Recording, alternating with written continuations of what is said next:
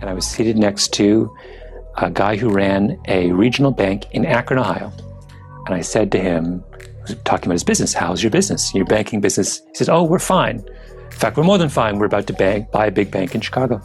I said, why are you fine and no one else is? And he was an older man. He was probably in his late 60s. And he said, I've been through this 3 times before. And what I suspect, we sort of talked a bit, and I suspect that he got humbled 25 years ago, or in the early 70s or late 70s, and never forgot that lesson. And it's that kind of, it is in times like that we understand why experience and learning from experience is so important. You know, it's more than simply, that word is not a kind of meaningless triviality. Experience matters because there's certain kinds of things that you only learn when you've been humbled, right? You can't just explain to a 28-year-old things are going to get bad. It's not going to sink in. But to this man I was speaking to, who, you know, saw it firsthand and dealt with it, and I'm sure went through all manner of crises before, it's a lesson that he kept with him, you know.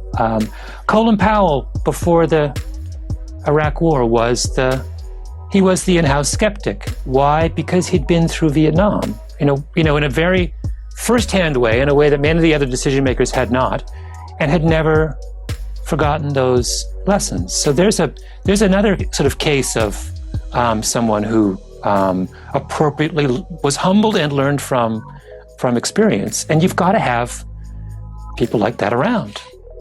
To my annoyance, some reviewers of my book have accused me of being a cultural determinist. In fact, I'm the opposite. So the culture that we come from is only deterministic of our behavior if we choose to ignore it, right? If you never address, so the chapter that I was talking about in my talk, the plane crash chapter, it's really about Korean Air and how Korean Air goes from being an airline that almost gets pushed out of business because it has so many plane crashes, to being one of them, what is now today one of the premier airlines in the world. And they transform themselves over the last 10 years, precisely because they say, they decide at long last to confront their cultural legacy and deal with it. And what they discover is, if they are honest and open about the fact that in this particular instance, the cockpit, acting like you're a Korean is not a good idea, then you can change it. And they do.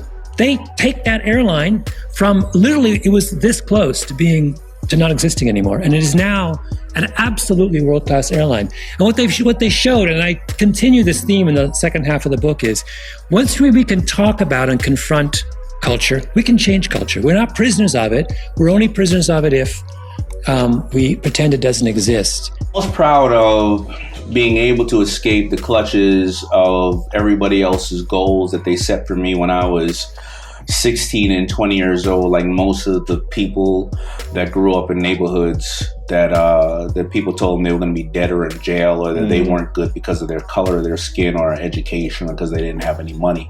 And I escaped those goals that were set for me by society, by people in the neighborhood who may not have had the right support system around them. And I defied those odds, and I became a person that I'm very proud of who I am today. And people could look at me and say, if he can make it, I can make it. I think today, if I was going to maximize, then it would have to be, really looking at the 80-20 at the company and personally, meaning what is the 20% of stuff that is creating 80% of the revenue and or joy or time in my life, whether it's personally or whatever the case is, and really digging deep into that thing. And a lot of times people don't want to look at the 80-20. Right. I do look at it as often as I can, but I'm human as well. I get caught up in some things that may be from a reason I think needs to be done, and I get off track, but I have to go back to my goals and look at them.